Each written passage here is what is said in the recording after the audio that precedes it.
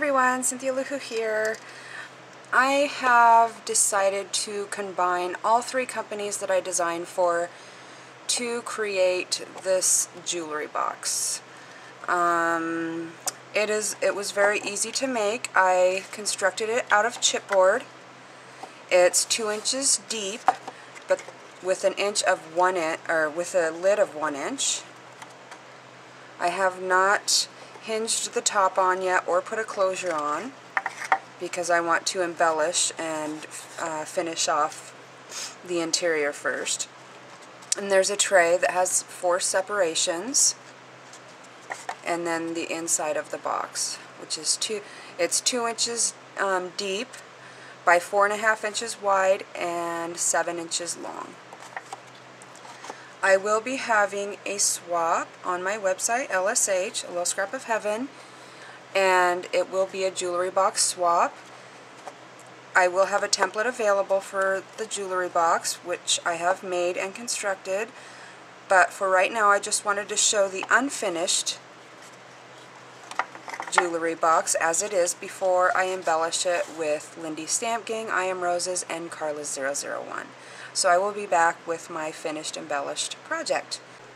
Okay, so I'm back with my finished project. I'm pretty happy with how it turned out.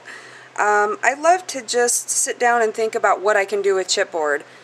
And I just thought, you know, I want to make a jewelry box, so that's what I did. So you've seen the jewelry box in chipboard form after I made that. And now here it is embellished with Lindy Stamp Gang, I Am Roses, Carla's 001, and a couple extra things here and there. But this is just kind of a tribute or a thank you to these wonderful companies for letting me use their products and create. So this is the top, the front, the side, the back. And I wanted it to look kind of like a metal jewelry box.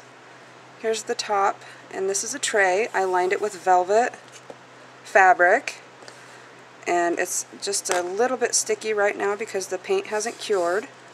I painted the back of the tray and I painted the inside of the box. And this just pops right in here. And one thing I forgot to mention when I was talking about building this with chipboard is I took a 1 inch by 1.5 inch piece of chipboard and I scored it every 1/4 inch. I folded it in half and did an accordion folded the other 2 sides out, made a little accordion, and then that made the stopper so the tray can go right in, but it won't go any lower than that, so it stays right on top. Okay, so now I just embossed some gold paper that I received from my friend Becca and embossed it all the way around. I used the Tim Holtz on the edge dies to create these feet, and I just cut the side off here where it wouldn't, where it would overlap, and it still gave a real nice look.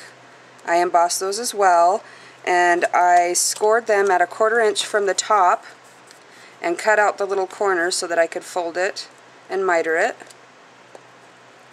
This is a mold that I made with my amazing mold putty, and then I just put some Rub and Buff and some Lindy Stamp Gang on it.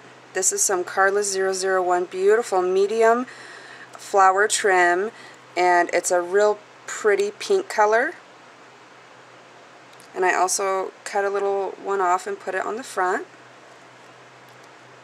These are also from Carla's 001. I alcohol inked those. You can find those in her Etsy. And these are what they are. And you can alcohol ink them any color, just put it on the back, it'll show through.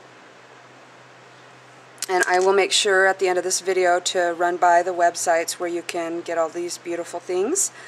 I also used this trim right here from Carla's 001, a fluffy pink pleated beautiful trim, one of my very favorites, and this is what it looks like.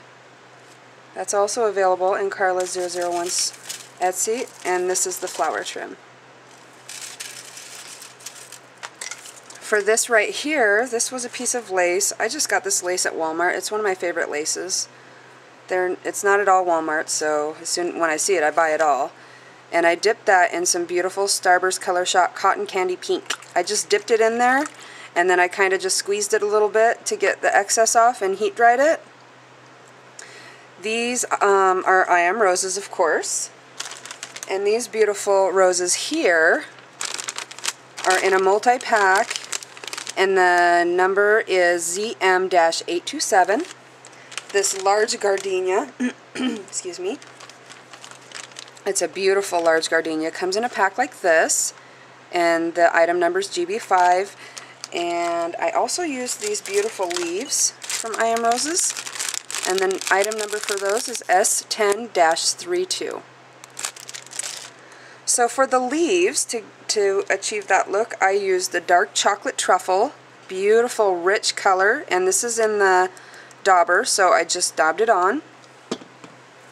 For these flowers, I used the burnished brass Moonshadow Mist, and that was the first time I used this color. It was so fun. I love using Lindy's for the first time, and it just, oh, perfect, perfect, perfect. And then I used a couple Glitz Spritz. I used the Desert Moon Sunset in the center of this gardenia here.